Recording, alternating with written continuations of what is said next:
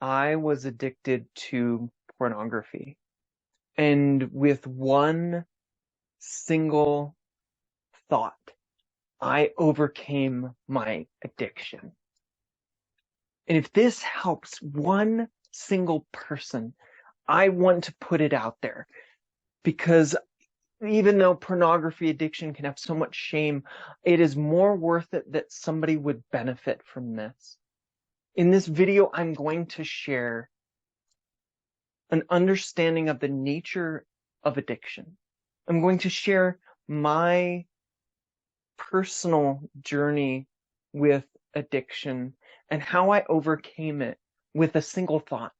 And at the very end of the video, stay until the very end because I'm going to share a way of understanding and dealing with cravings. This is the Rich Life Realization Podcast, where we explore what makes life really rich, really enjoyable, wonderful, exciting, and an experience that you can enjoy because you might be standing in your own way of your rich life. You might be missing out on the richness going on all around you. I'm here to help you reconnect with that. And today we're going to do it by talking about addiction. And addiction is very human.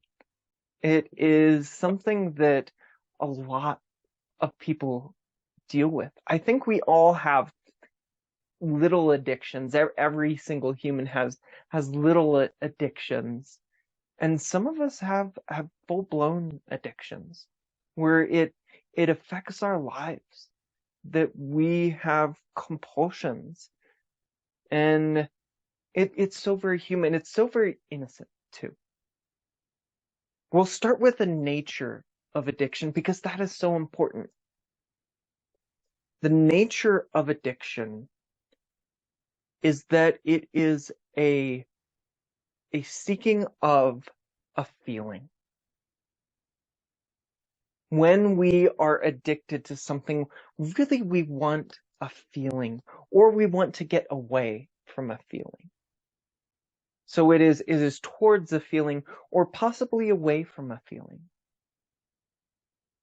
And the reason why we get addicted to something is because we see that it worked once to bring us away from that feeling or towards another feeling. And we see that it worked and we say, oh, this is great.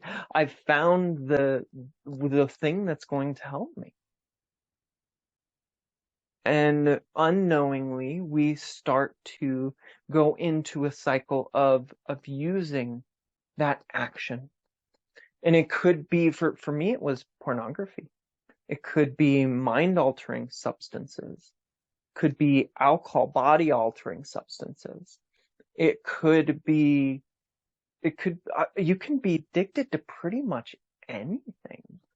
I think one of the things that I did is when I had my pornography addiction, I replaced it with another addiction, and I was addicted to self-help and meditation and yoga and qigong, and that was an addiction for me, even though it was a healthier addiction, because I had a misunderstanding of the way that the feeling and thought system worked.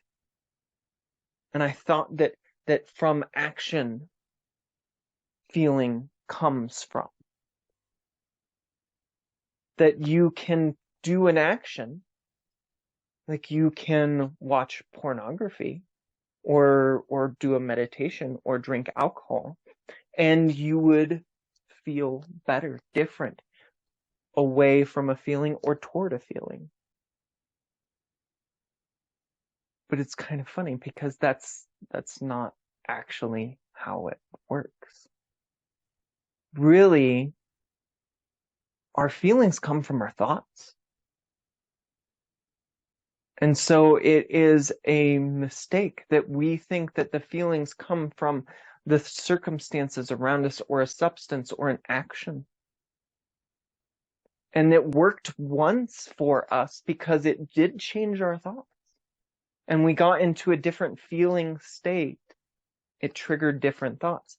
But the funny thing is that it doesn't always work, does it?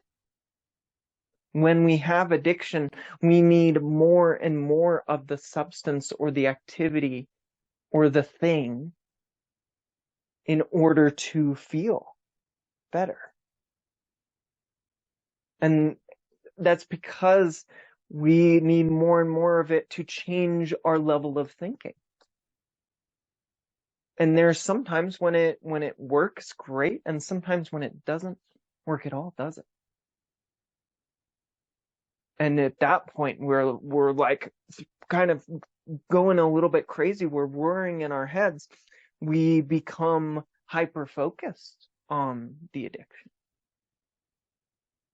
And I think we know that the addiction is bad for us intellectually. But we have this thought that the addiction is what we need in order to feel better. What if we could let that go? What if we could be in our own feeling state and let that be okay? And know that new thoughts will come along and that our feeling state will change. What if we could be more present with our emotions, with how we feel, and stop trying to control them? I think if we could do that, and if we could do that from that place of knowing, then a lot of the addictions that happen in the world would just kind of evaporate. They would just disappear. Be here one moment and gone the next. And that's kind of what happened to me. Because I struggled with my pornography addiction.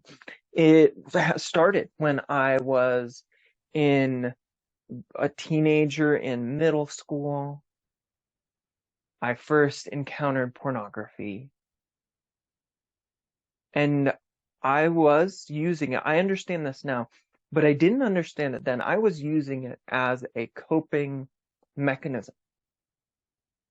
That when I felt bad, when I felt especially stressed, that was kind of like a de-stressing for me. And it really impacted my life. It made my marriage way more challenging. I think it poisoned my sex life. I think it poisoned my mind. I know it did. I see that now. But at the time, I didn't think I had a problem. And that's, of course, the first stage is kind of figuring out that you had a problem. And I think for me, the wake-up call was when I couldn't stop. When I was asked to stop by my wife, who I really care about. And I couldn't. I wasn't able to. Even though I wanted to. Even though I started to see how it was affecting our relationship. And once I started to do that, because the funny thing is I had made this decision so many times. Oh, I'm gonna stop, but it didn't stick. I'd be like, oh, well, I could have a cheat day kind of thing. It's totally fine. Like people do that all the time on diets or, so I'm going to have a cheat day.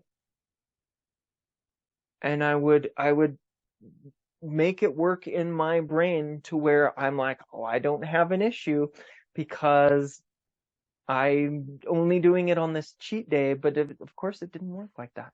When I was stressed, that was something I would go to because I had that misunderstanding of the thought feeling system, and I thought that I needed to do that action in order to feel better, to feel differently, to get away from the stress, the fearful, the anxious feelings.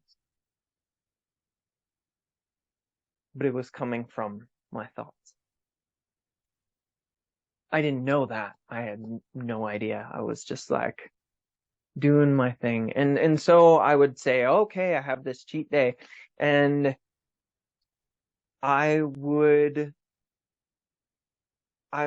just keep going along with it, knowing that I wasn't being true to myself, knowing that I wanted to stop. And then there came a day, and I think I know what is different now, but I have a hard time telling you what was different about that day that I had the decision. I think I know now. It was different from before. Why was it different? Because it worked. I stopped. Of course I was triggered again, but I didn't fall back into that habit. I stopped. And it was simple and it was clear. And I said a single thought. It was a single thought. I am going to stop now. I made a decision. Like I said, I at the time, I couldn't have told you, even weeks after, months after, I couldn't have told you what the difference was. But I think I know the difference now. I had made the decision before in my personal mind, my intellectual mind, my ego mind. Oh, I'm going to stop. Oh, I'm going to do this. But there was still some unclarity, some confusion, maybe some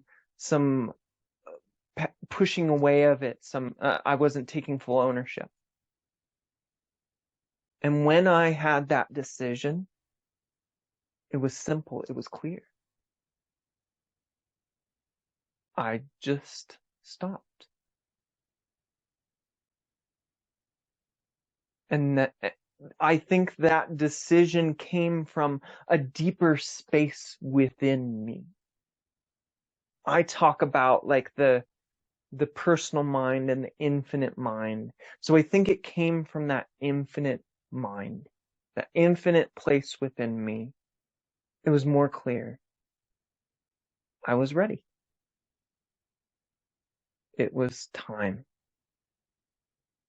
And I was committed to it. I saw it clearly. I saw how it was affecting my life. And I said, I'm done. Now, that doesn't mean that it's going to be that simple for everyone, that they can make that single decision. But I think that if they connect with who they really are, they let there be space, that the personal mind stops worrying around and clouding everything, that they can have that realization, that single thought that changes the behavior, that changes the trajectory of their life. It could happen at any moment. And that's kind of the cool thing. We are made for transformation because who we think we are is made of thought, is an idea. You are conceptual. And your addiction is not a real thing in the world. It is made of thought too. It is made of that emotion and that craving and that desire and that cycle, the cycle of thinking that you have. That's kind of cool because thinking is not a real thing in the world. It can come up and dissolve back into itself. Now it can come up and we can keep it, and it can become solid and real and feel really real, feels emotionally real. But at any moment, it can just dissolve away and drop. And something new can come forward. Something that is aligned with who we really are.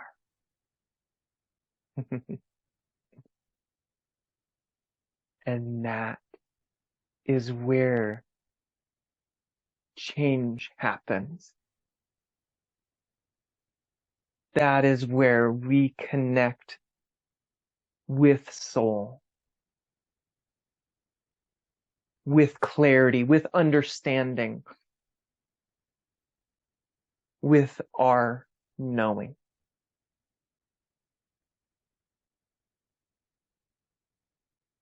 And so this has transformed my life.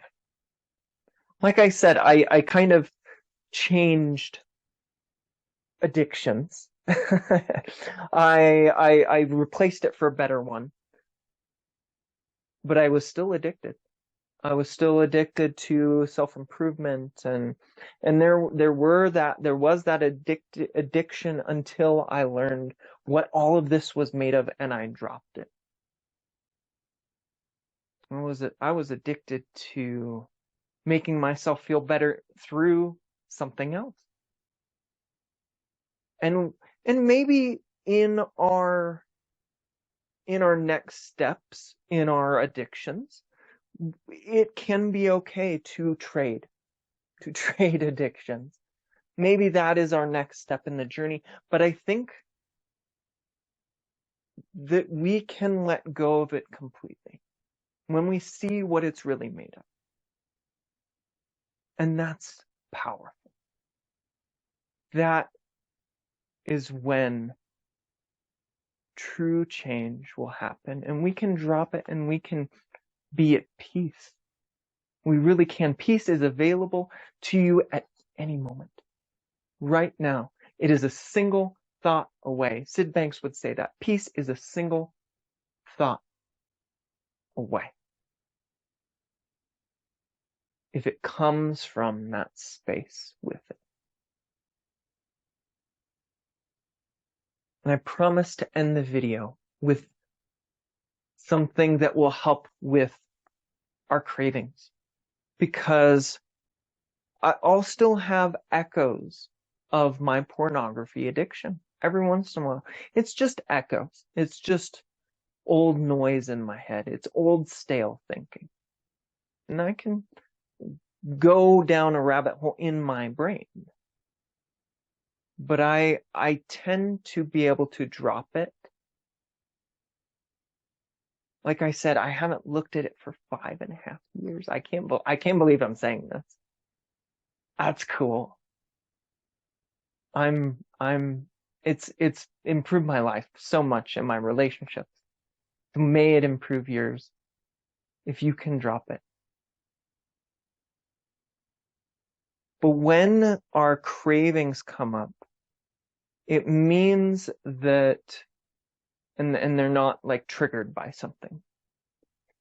It means that we are going into the old feeling state. It means that our level of consciousness has dropped. Our thinking has become less clear. And whenever our mood dips, we have that thinking that pops up. And for a lot of people, it is that addictive thinking. And so when you have cravings, it's very helpful to know, oh, my mood has just dipped, and that's okay. That is a part of this whole process. And that eventually, if I wait, my mood will go back up. that I don't have to do anything. I don't have to solve the mood right now in this moment. I can let it be. And I know where it's coming from. It's coming from my thinking. I can let the thinking dissolve. And the mood will dissolve along with it. The feeling, the emotion will dissolve along with that thought. It's a little slower, but it will dissolve. And I will be brought back. Have that trust. You will be brought back because that infinite space within you will bring you back. Trust in that. This is the Rich Life Realization Podcast, where we explore the richest life possible. And if you struggle with emotion, please watch my other video. It's only 2, and it is a simple understanding of emotion. And that can help you understand this a little bit more deeply. And if you are struggling with addiction, reach out to somebody for help. Because we are all human, and know that it's okay. It's a part of being human. It's a part of living our lives, and it is a misunderstanding, an innocent misunderstanding of how our thought and feeling and emotions work. And when you know better, you'll do better. I think that's a Maya Angelou quote. So may this understanding bring you peace.